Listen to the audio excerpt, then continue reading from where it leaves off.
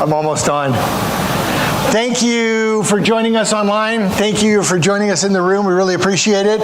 And I was just sharing a little bit about kind of something I thought for a long time as pastoring and leading and so on is that, you know, a lot of people are doing their best. And so I would always want messages to be super encouraging because we've all got a lot of stuff we're going through.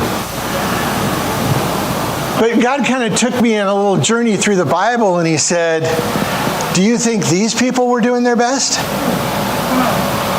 I guess so. And what did I say to them? You said you loved them, but you also corrected them. Yeah. So if your message is all about encouragement, but you're never offering any kind of correction, it's kind of like raising your kids. If everything's about, oh, you're so amazing, and you can do this, and you can do anything you want, and, you know, all that, but you're never going, hey, don't touch the hot stove, don't punch your brother or sister, you're never offering the other side. You're missing part of what's needed for good, healthy growth.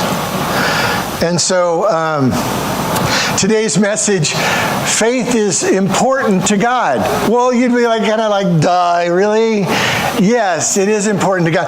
But God showed me something in my daily reading this week.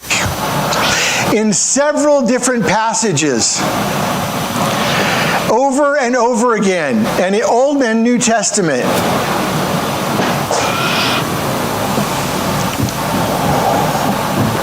And so I kind of put those things together and came up with, people keep bolting out.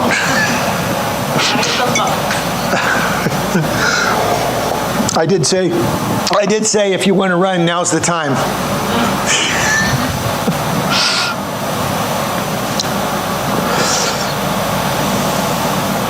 So I'm going to go through a little study this morning on several places where we see something in the midst of God wanting to bless people, he brings correction. In the midst of him wanting to see people move into what he has for them, he brings correction. And one of them startled me. I'm like, I had never really caught that before. The others I'm kind of used to. I've gone through the Bible a few times, but here's my...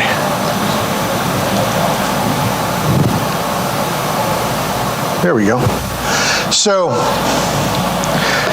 there's three different passages we're going to look at today, and one of them is about faith and obedience and leadership regarding Moses and Aaron. And then another one will be unbelief and its consequences regarding Zechariah's silence. And then the final one, from rebuke to empowerment, a conversation Jesus has with his disciples after he's raised from the dead. And these all showed up in my daily reading over this week. Reading through the Bible every year, these passages all showed up one after another in my daily reading. And I began to see something weaving itself through them. And I'm putting this in as we talk about, because we haven't got to a lot of the New Testament passages on healing yet. So as we've been talking about healing and Jesus' power to heal our physical ailments, I really felt like God was saying, here's a component that I want to bring because it has to do with faith. And we have this kind of struggle with, well, how do I have enough faith? If I pray for it and I'm not healed, is it because I don't have enough faith? Did I miss something? Am I not sure? What is God doing? I mean, maybe your mind doesn't work like that. Mine does. And so I'm thinking, God, what are you doing here? what's going on? And this week, I've had some particularly interesting scenarios because I had real pain show back up in my leg and my back this week. And yesterday, it took 45 minutes of prayer to actually bring some relief. And I was going after it. I was just like, it was a sense that I had from the Holy Spirit that the word for me this year is perseverance, and perseverance isn't apathetically laying down and letting things happen. It's continuing to go after it. And this morning, I felt much better. I got to church, and it started to go crazy again. So then I prayed with the worship team, and it calmed back down. Now, I'm sure probably some doctor would have some logic as to why things are doing what they're doing. It's possible, but it seems to be a trigger for me. Pray, and keep praying, and keep praying, and keep praying. And I got really specific about my prayers and what I wanted God to do and what I was expecting. So let's look at the first passage.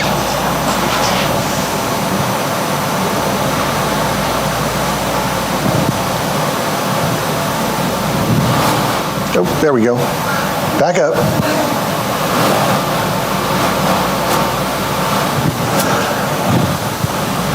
There we go. I got to point it just right. I guess I got to point it at the receiver. So, most of us have experienced some form of the Ten Commandments story and the exit from Egypt and some of the stuff that went on. So in Numbers chapter 20, we have this issue that comes up after several victories and after some amazing things God has done, and the people start whining and complaining about not having water. Okay, so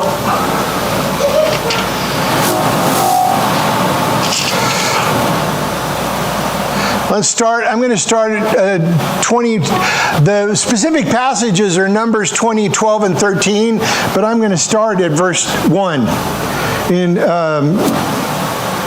Numbers 20.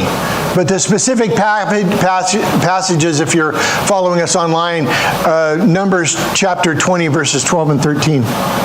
Then the children of Israel, the whole congregation, came into the wilderness of Zin in the first month, and the people stayed in Kadesh. And Miriam died there and was buried there. Now there was no water for the congregation, so they gathered together against Moses and Aaron. And the people contended with Moses and spoke, saying, "If only we had died when our brethren died before the Lord. Why have you brought up the assembly of the Lord into the wilderness, that we and our animals should die here? And why have you made us come up out of Egypt to bring us to this evil place? It is not a place of grain or figs or vines or pomegranates, nor is there any water to drink."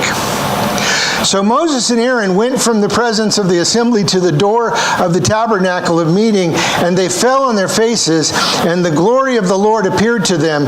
Then the Lord spoke to Moses, saying, "Take the rod you and your brother Aaron gathered, and gather the congregation together. Speak to the rock, speak to the rock, speak to the rock, speak to the rock." Where we go? "Speak to the rock before their eyes, and it will yield its water. Thus you shall bring water from them out of the rock, and give drink to the congregation and their animals." So Moses took the rod from before the Lord as he commanded him, and Moses and Aaron gathered the assembly together before the rock, and he said to them, "Hear now, you rebels." Moses is like really kind of had enough. "Hear now, you rebels. Must we bring water for you out of the rock?" Then Moses lifted his hand and struck the rock. Moses lifted his hand and struck the rock. Moses lifted his hand and struck the rock, not once, but twice, with his rod. And water came out abundantly, and the congregation and their animals drank. So Moses has been with these people since they left Egypt. Moses has been the one God used to bring the plagues on Egypt. Moses has been the one that God used to show the people that he parted the water. Moses has walked with God this whole time, and he is with the Lord, but he allowed himself to get frustrated with the people. And listen to God's correction. Then the Lord spoke to Moses and Aaron, "Because you did not believe me to hallow me in the eyes of the children of Israel, therefore you shall not bring this assembly into the land which I have given them." Sounds harsh, doesn't it? All he did was strike the rock. This was the water of Meribah, because the children of Israel contended with the Lord, and he was hallowed among them. So Meribah is to contend, is to, where did I think I still have it here.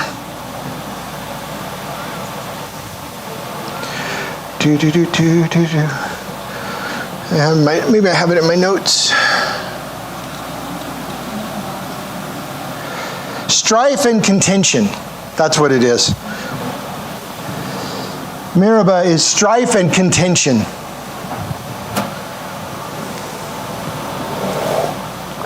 So, the message, faith is important to God. God gave a specific instruction. And he said, "This is what I want you to do before the people. This is how I want you to represent me." And Moses took it upon himself to do something different. And God says, "You're not going to take the people into the promised land." And I'm like, ouch, Lord, that sounds harsh. But here's the thing. Moses did get to go into the promised land. Do you remember when? Do you remember when Moses finally got to go into the promised land? No, it's nothing to do. He wasn't, somebody's... It's right before he died, I think. No. When God brought him back, when Jesus was transfigured on the mountain, Moses and Elijah appeared, and Moses got to physically be in the promised land through the redemption of Christ. Although Moses had disobeyed, see, the point is, all of Moses' rights didn't make up for the wrong. Okay? But the wrong didn't take his mission away. The wrong just changed its direction a bit.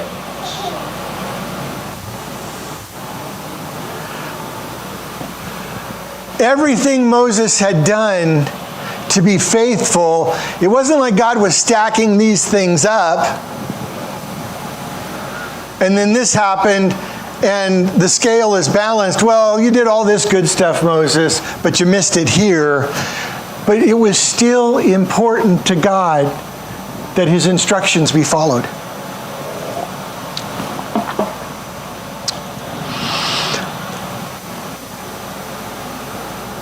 There are times in my life where I've taken a detour because God said, do this, and I did that.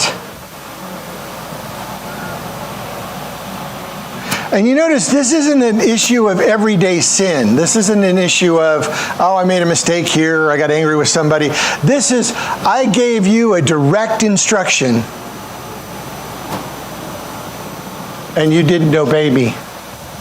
You didn't have faith in what I was telling you.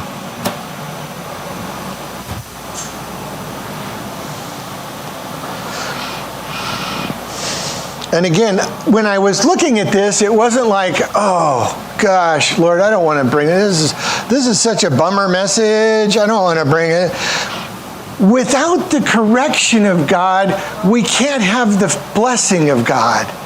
Without the correction, we can't have the favor. All the things that God wants to do come with a level of, I need to correct you on this point. I need to address this in your life. See, I would think, oh, I'm doing the best I can. Well, the best you can brought Jesus to the cross. That's the best you can do. But because he went to the cross, you now have access to more than you can do.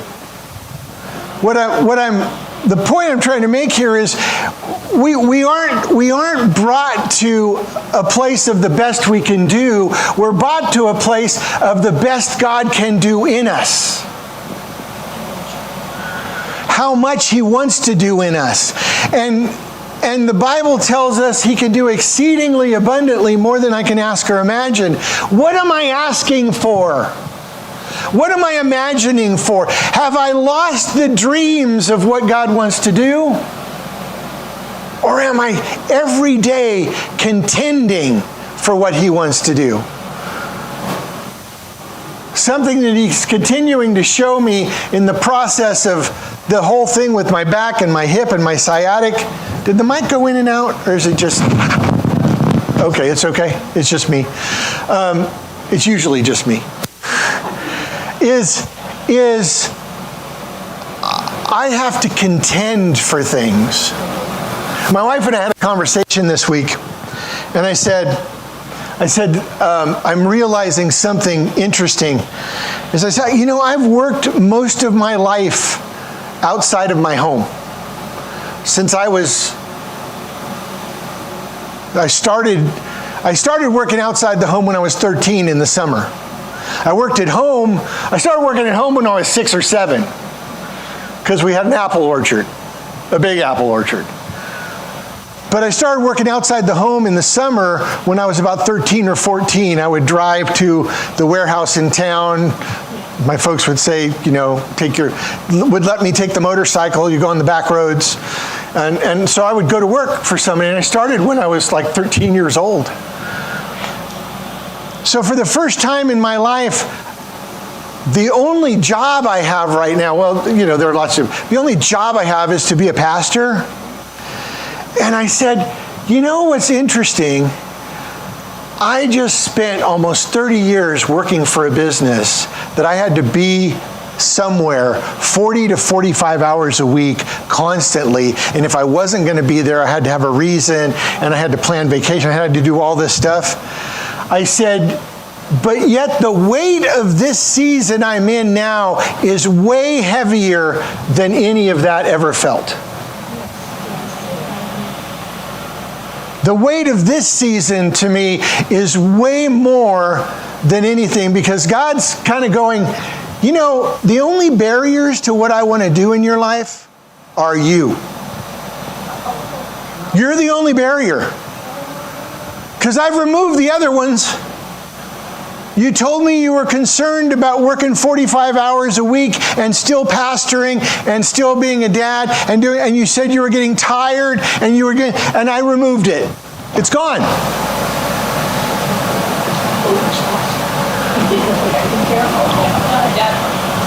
What's that? Not the dad part. Yeah. But it was I'm sitting out in the front. I walk the dog in the morning sometimes, and I'll sit in the front of the house, put a chair out, and he'll lay down in the grass, and I'll just sit and look around. And I go, Lord, this is what it feels like to have everything I ever wanted? Why am I still complaining? Why am I still fussing? Okay, yeah, so somebody shoved a knife in my back and hip in October last year. And not literally, I mean, not metaphorically, but physically. And it was painful. But it was just physical pain. So now this is standing out to me and going, do you want to do what I asked you to do? Are you willing to do what I asked you to do?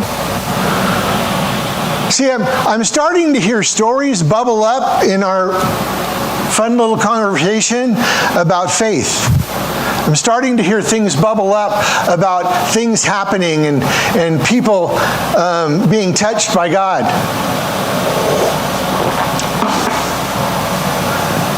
But I'm not satisfied with stopping. And God illustrated in this Numbers passage the price for the calling of God and the consequences for ignoring what He's asked us to do. And when you bring this in line with the discussion on healing that we're having and perseverance that we started with at the beginning of the year, at least for me, what's stopping my healing? What's stopping? If I can sit and pray for 45 minutes and feel better,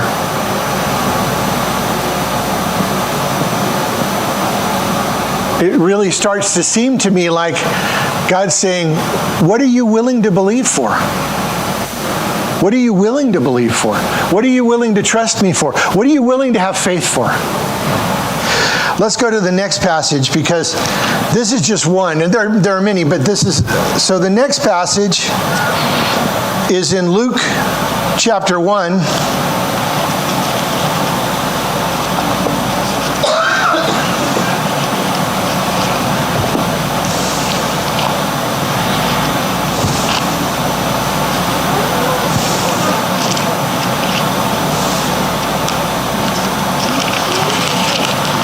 (19 and 20).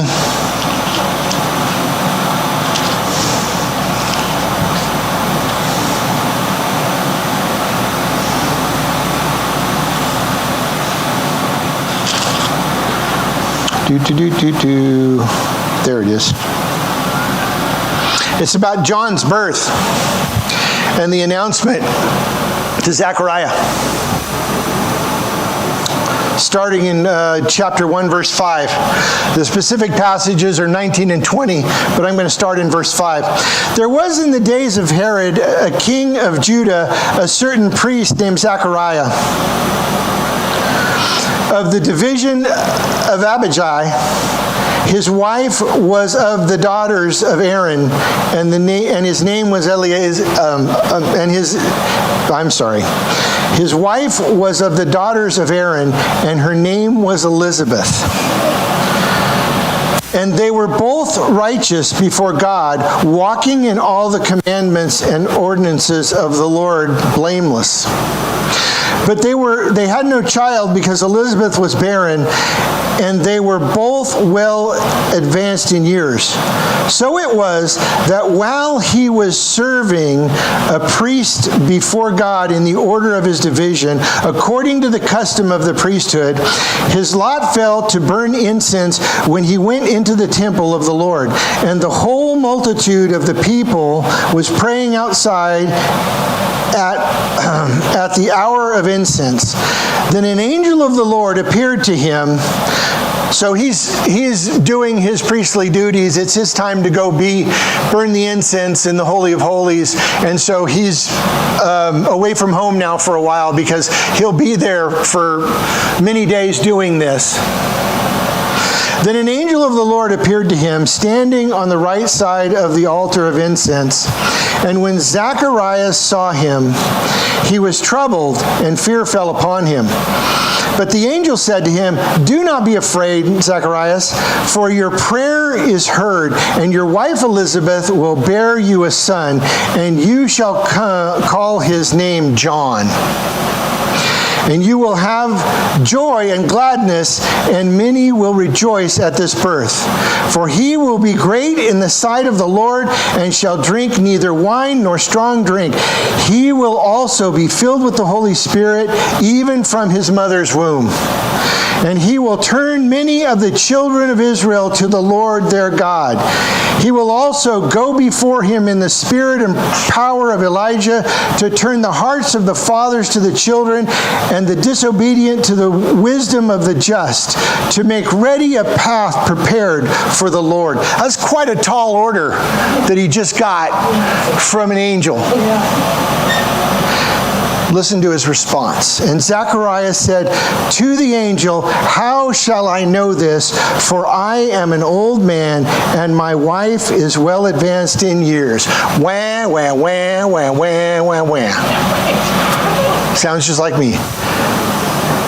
And the angel answered and said to him, I want you to get that, because if we read this, it doesn't impact the way it should. "I am Gabriel, who stands in the presence of God, and who was sent to speak to you and bring you these glad tidings." The angel's not happy. He's not pleased. He just supernaturally appeared to this guy. And the response he gets is a mediocre, wishy-washy, "How do I know?" "But behold, you will be mute and not able to speak until the day these things take place, because you did not believe my words, which will be fulfilled in their own time." And the people waited on Zacharias and marveled that he lingered so long in the temple. They probably thought he was dead. So imagine when the angel showed up, there probably was a manifestation of something that could be seen around, or at least something. Now again, is God being harsh? No. He's saying, I just gave you a prophecy that your son is going to precede the Messiah who you've all been waiting for, and your response is, well, how do I know this is true? So let's put it in context for me. Let's put it in context. In Texas, a very prophetic lady said, "The Lord will perfect all that concerns you. Your healing is coming." But how do I know my healing is coming? It's not coming the way I like it. It's not coming the way I want it. Paul had a name for this. Paul said, "You're all drinking spiritual milk when you should be eating spiritual meat by now." Do you know what Jack Hayford said to his multi-thousand people church, whatever? You know what he said to him one day? He said, "If you've been here more than 4 years, you've already heard everything I'm going to teach. Go do something with it." That was Jack Hayford. No one shows up next week. "We're out doing something with it, Pastor Matt." We're out doing it. Can't pull a chest for it. Yeah. "We're out doing something with it."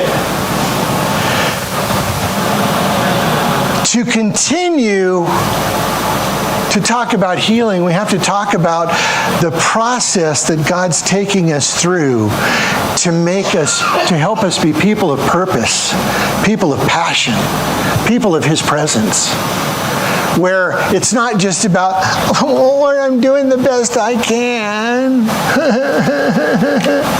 Yeah, but I got a whole lot more for you. If you will embrace what I've done for you, then it's not going to be the best you can. It's going to be the best I can do in you, and I can do through you. Peter's shadow in Acts healed people. His shadow crossed over people and they were healed. Was that because Peter was such a great guy? That's because Peter was sold out to Jesus. Sold out and ready to give his life, and ultimately he would.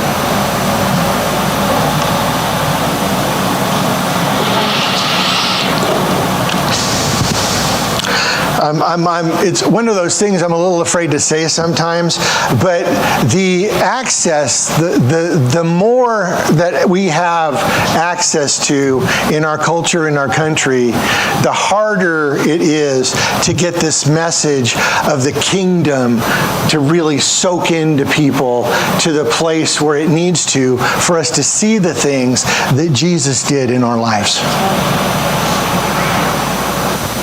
Because we get immediate answers. Now, this last one, this one surprised me. I've read these others before. This last one really surprised me because I'd never caught this. And again,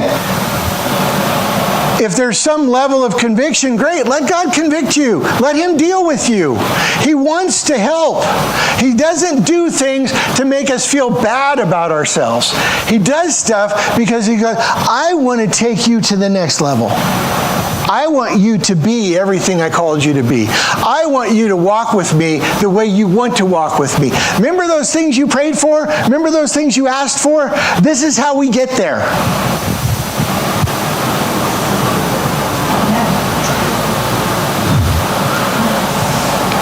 Mark 16, 14 and 15.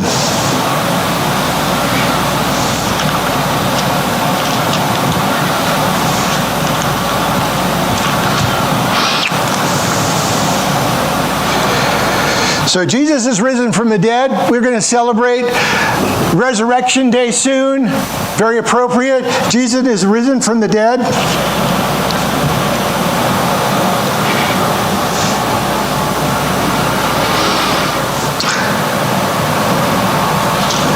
So I'll just start in verse 1 again. 16 verse 1. The specific passages are 14 and 15, but I'll just start in verse 1. Now when the Sabbath was past, Mary Magdalene, Mary the mother of James, and Salome brought spices that they might come and anoint him.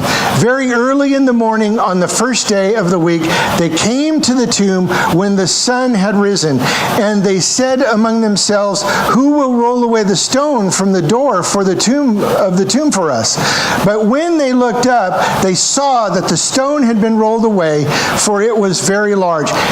And entering the tomb, they saw a young man clothed in a long white robe sitting on the right side, and they were alarmed. But he said to them, do not be alarmed. You seek Jesus of Nazareth, who was crucified. He is risen. He is not here. So see the place where they laid him. But go and tell his disciples and Peter that he has gone before you into Galilee. There you will see him, as he said to you. So they went out quickly and fled from the tomb, and they trembled and were amazed, and they said nothing to anyone, for they were afraid.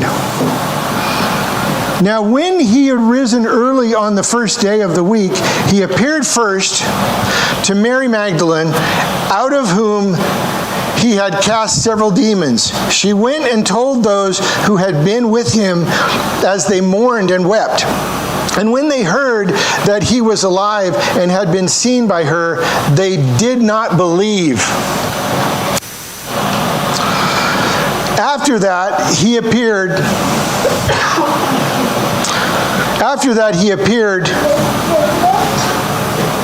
There we go. After that, he appeared in another form to two of them as they walked and went into the country. And they went and told it to the rest, but they did not believe them either.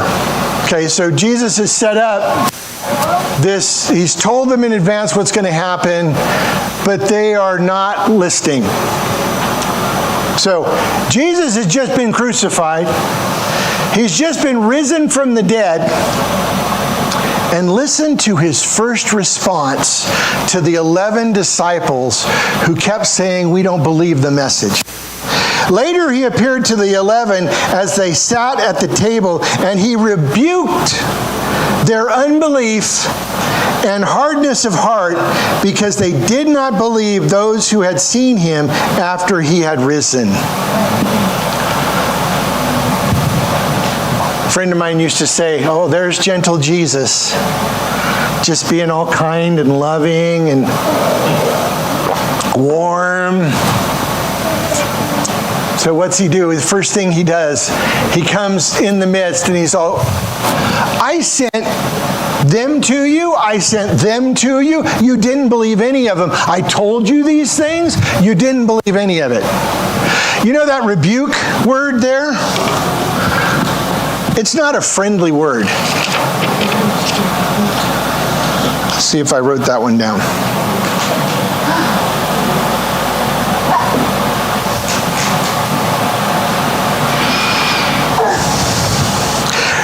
To reproach or revile, to criticize or scold severely, often for a specific fault or wrong. Severely. What was at stake? This was the message that was going to change the world.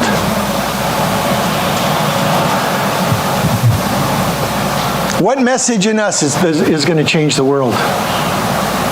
What message do we have that only we can bring to the rest of the world, that only we can bring to our neighbors, that only we can bring to our friends? What message has God given us? Oh no, they have this name for it. They call it the good news.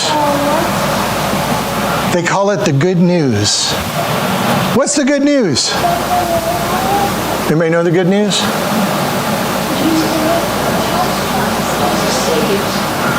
The good news, the Gospels are called good news. Jesus saves. We don't have to live with the consequences of our sin. But the thing that also, we don't have to live with the consequences of our infirmities.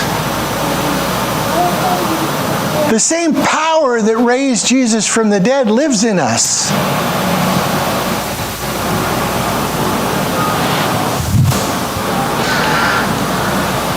I think back to how many, this doesn't apply to everybody, but how many messages have I heard on this since I got saved? 60, 30, about 35, 36 years ago? 37 years ago since I got saved. How many times have I heard Jesus saves? How many times have I heard Jesus heals? How many times have I heard that he wants me to share? How many times have I heard that I'm accepted, I'm received?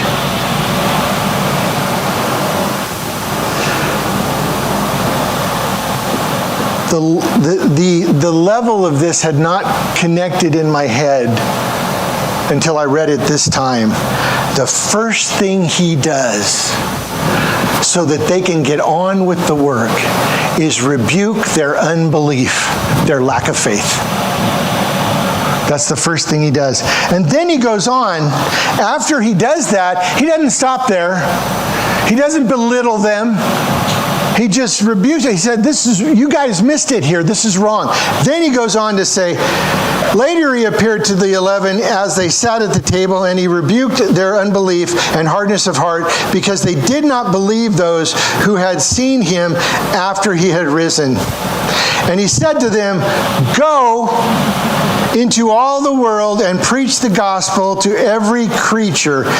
He who believes and is baptized will be saved, but he who does not believe will be condemned. And these signs will follow those who believe.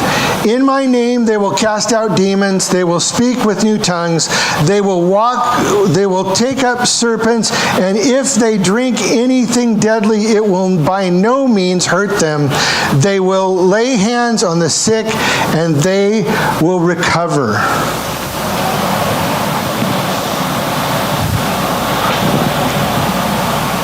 Sometimes Jesus has to come and literally hook up. I'm thinking of the picture that comes to my head is the medical paddles when you got a flat line. Cardio, yeah. Cardio what? Cardio version. Cardio version. When you're watching, well, some people have experienced this recently. When you're watching the heart not be in right rhythm, and so they got to hook up all the. Sometimes Jesus has to come along with the paddles and go, here's 400 volts, okay? I need to wake you out of your apathy. What? A zippity zap? Jesus has got to give you a zippity zap. I'm getting advice from an expert who's been through this recently with one of our congregation.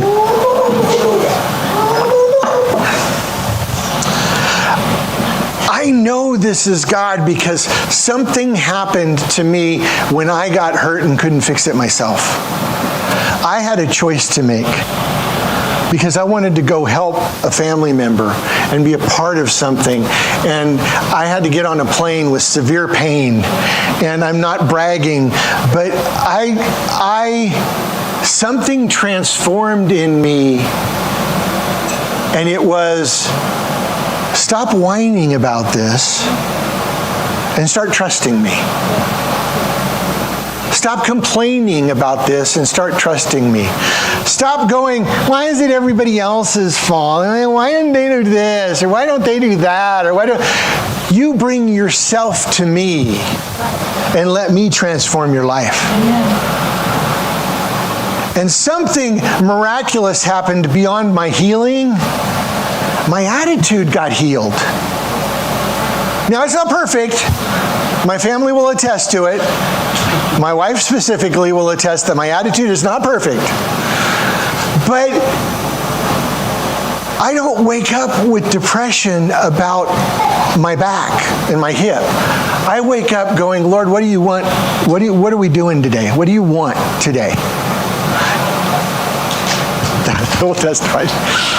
I don't wake up, man, I can't do this, I can't do that. I put in 13,000, no, yesterday was only 10,000, I'm sorry, I exaggerated. I put in 10,000 steps yesterday doing stuff. Wednesday, Alpha Day, was 13,700.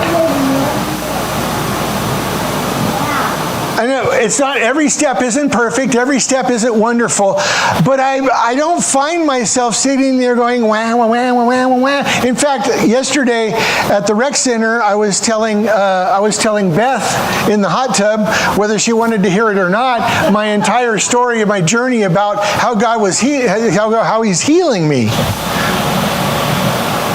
And to which she responded, well, yeah, I guess, prayer has its place. God's work, it's a work in progress.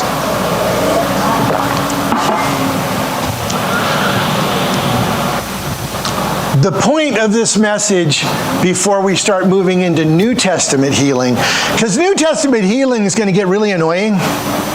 Here's why. Everybody Jesus wanted to heal, He healed. Everybody. Everybody who asked Him, He healed. Someone touched the hem of His garment, didn't even ask, and got healed. See, we have to almost ignore some of this stuff to live a normal life, because it begins to confront you over and over and over and over again. It almost gets offensive because, Lord, I see that, a friend of mine used to call this inoculation. It's called biblical inoculation. You get so much that you're immune. You hear the stories and they aren't miraculous anymore. Especially if you've suffered a loss, if you've suffered severe brokenness, or if you've never had healthy lifestyle modeled for you. So you have an attention span that's as big as a peanut. You can't focus because you've never had that life modeled for you. But Jesus is saying, this is available. You can have this if you want it. But I will tell you, it has a price. right? It has a price. It has a price. It's not an easy price either.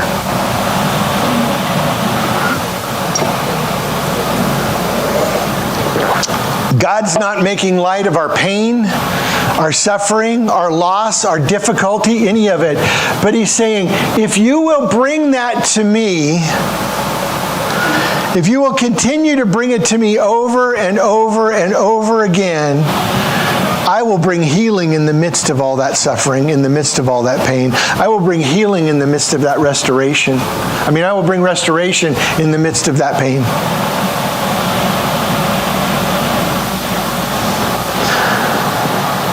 Is there anybody here who hasn't experienced pain?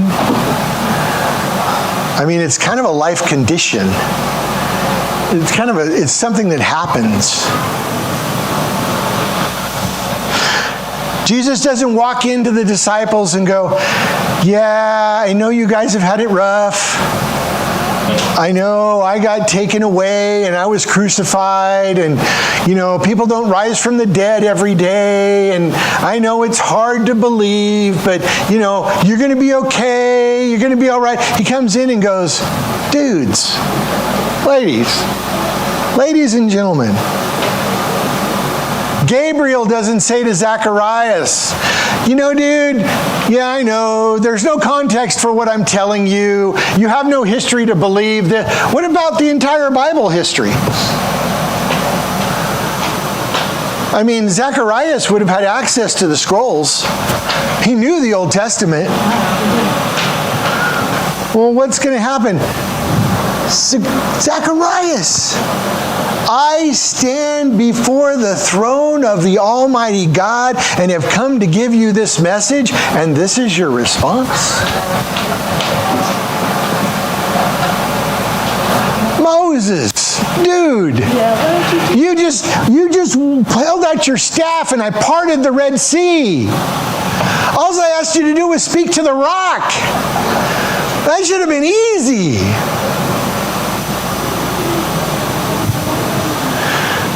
So, one, let these things bring you comfort.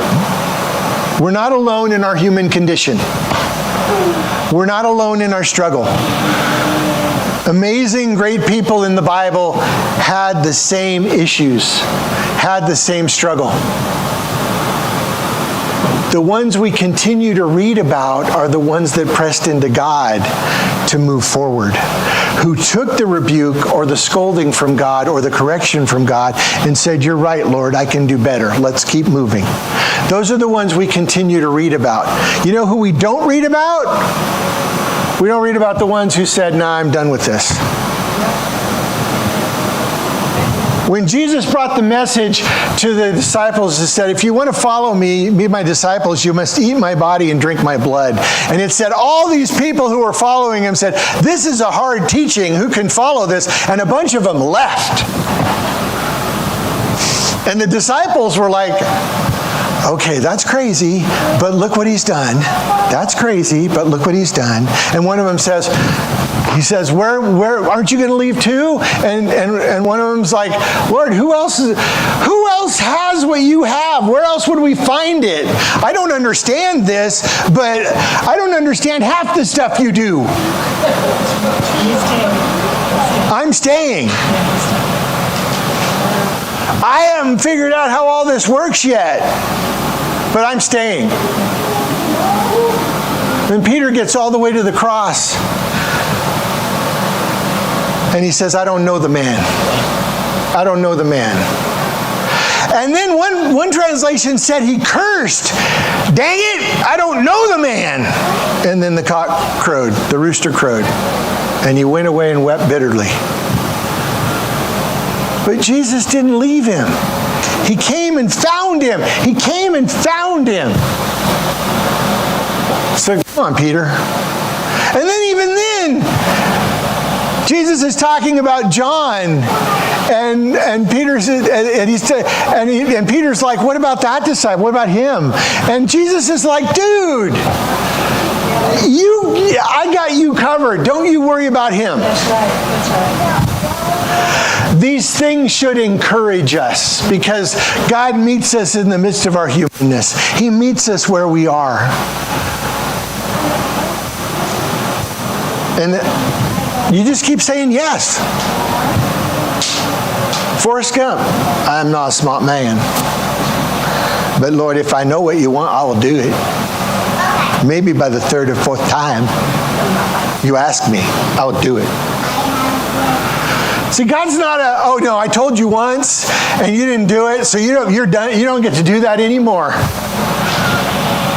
He's like, no, keep going, keep going, keep going.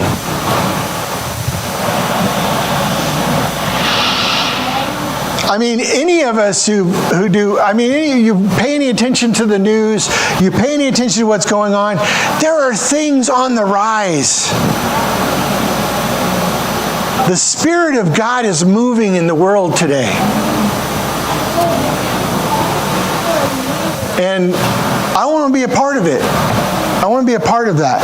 And I keep saying, Lord, what part? What part do you want me to play? What part? That's why you keep doing the Alpha course.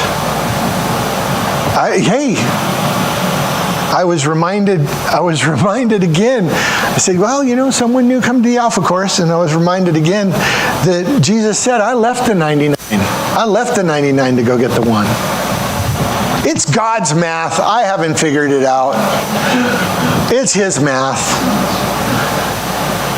And I just keep, I know, I'll persevere.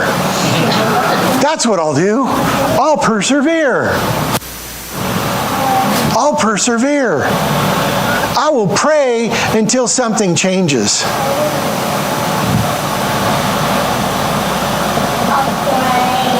Yes, exactly. I heard that. I have one last thing I just want to bring, and if anybody needs prayer, I'm happy to bring it, but I just reminding myself even, we call this the season of Lent, the preparation for the coming of the Christ. But what I'm noticing, and I know it's a good thing, it's been on the church, it's a tradition, it's not necessarily listed in Scripture that way, but it's a tradition and that's fine. But God's like bringing me to a place where Lent should be every morning. Every day. Every day I'm coming and going, Lord, what do you want to bring me today? What do you want to share with me today?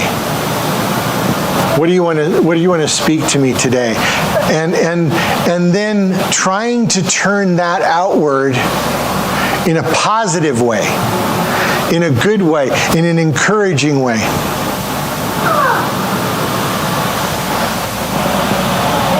And I'm thankful for what God is doing. I'm thankful for being here. I appreciate y'all.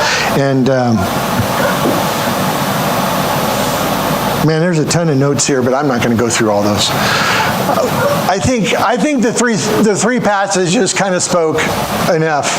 I don't get through most of my notes. I over-prepare. But I can do that now. I can over-prepare.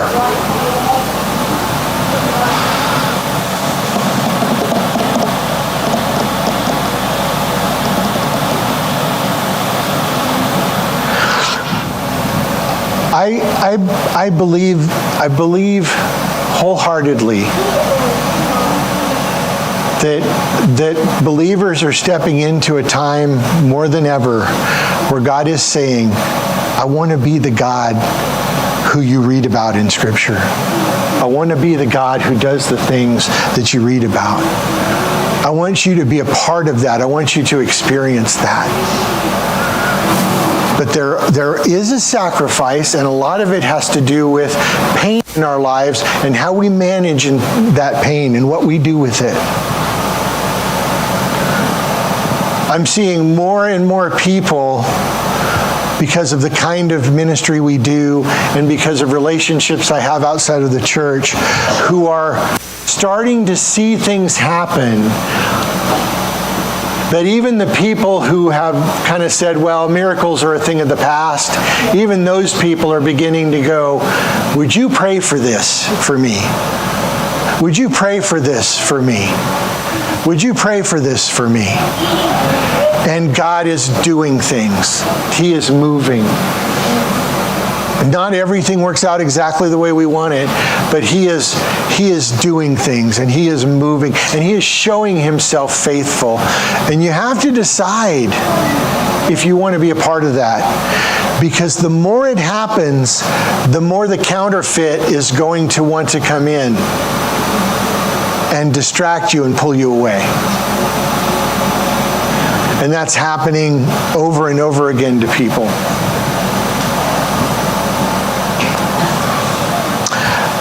So thank you for joining us today. I don't take God's correction as He doesn't love you.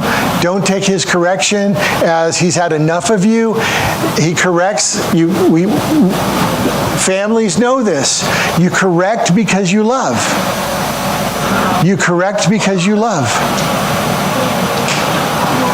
And it's interesting how God can speak a very difficult thing to us, but in such a loving way that it nurtures us and strengthens us.